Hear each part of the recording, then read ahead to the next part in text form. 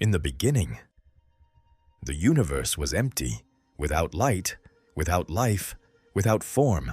But now, everything had changed. The heavens shone above the newly created earth.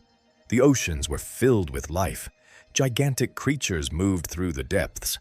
Birds crossed the skies. Forests covered the earth. Rivers flowed across entire continents. And for the very first time, humanity walked upon the world.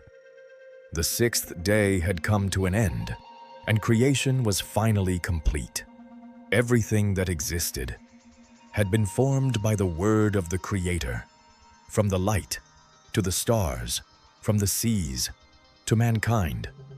Nothing was out of order. Nothing existed without purpose. The universe, which had once remained in silence, now overflowed with life. And then, after 6 days of creation, something different happened. For the very first time since the beginning of the world, the Creator stopped. The seventh day had begun. But unlike the days before, no new creature appeared. No ocean was divided. No stars emerged in the heavens. The work was finished. The earth had already been prepared. The heavens had already received their light. Life already filled the world. And now, the universe seemed to exist in perfect peace. Then the Bible declares, "And on the seventh day God finished his work which he had made, and he rested." Not because the Creator was tired. The God who created galaxies did not need to recover his strength. This rest carried another meaning. It was the sign that creation was perfect, complete, without lack, without chaos. For the very first time since the beginning, everything was exactly as it was meant to be. The wind crossed the fields, the rivers flowed through the earth, the animals inhabited the world, and man now beheld creation before him. The universe had found order, and the silence of the seventh day was unlike any silence before it. It was not emptiness, it was peace. Then God did something that would forever change the history of humanity. The Bible declares, "And God blessed the seventh day and sanctified it." For the very first time, a day was set apart from all others. The seventh day became holy, sacred, an eternal memorial of creation, because that day represented something greater than rest. It represented communion, the Creator beholding his work, man living within a perfect world, creation existing in harmony before God. There was still no pain, there was still no death, there was still no suffering. Sin had not yet entered the world. Humanity lived the first moments of its existence. Within a universe untouched by corruption, the garden still awaited.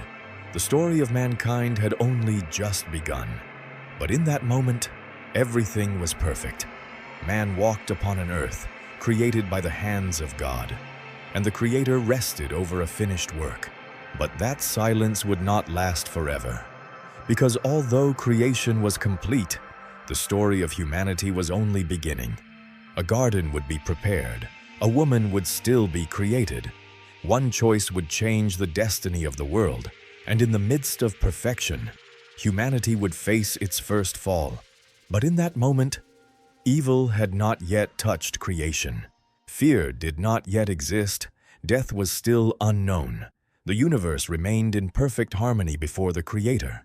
The seventh day became the eternal symbol of that moment, the instant when the world existed exactly as it had been designed, perfect, complete, at peace. And so, the seventh day came to an end. The work of creation was complete. The heavens shone above the earth. The oceans were filled with life. The animals roamed across the fields. And humanity now walked before the Creator. The universe was no longer empty. Now there was light, life, purpose. But the most important thing was that everything had begun exactly as God intended. Perfect. And within the silence of the seventh day, before the fall, before sin, before suffering, the world experienced for the only time in its history true peace. But that peace would not last forever, because soon, humanity would make its first choice, and the destiny of the world would change forever.